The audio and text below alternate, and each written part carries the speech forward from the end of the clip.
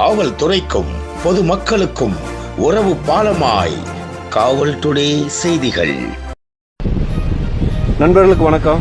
ஒரு சோகமான செய்தி. இன்னைக்கு காலையில் டெம்போ மோதி ஒரு இன்ஸ்பெக்டர் வந்து பரிதாபமாக உயிரிழந்திருக்காங்க.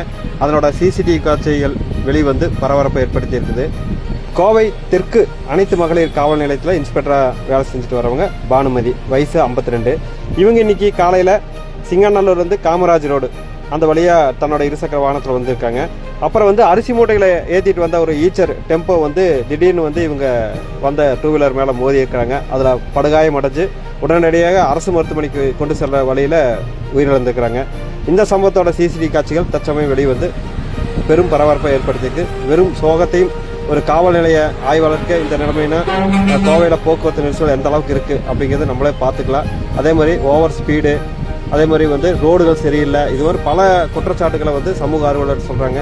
எனவே மாவட்ட நிர்வாகமும் காவல்துறையினரும் உடனடியாக கோவையில் இருக்கிற அனைத்து பகுதிகளும் போக்குவரத்து நெரிசல் ஏற்படக்கூடிய இடங்களில் அதிக அளவில் காவல் துறையினர் அதே மாதிரி வந்து தன்னார்வலர்களை நிறுத்தி அந்த போக்குவரத்தை சீர் செஞ்சால் நல்லாயிருக்கும் அப்படிங்கிற கோரிக்கையும் விடுக்கிறாங்க. பார்க்கலாம்.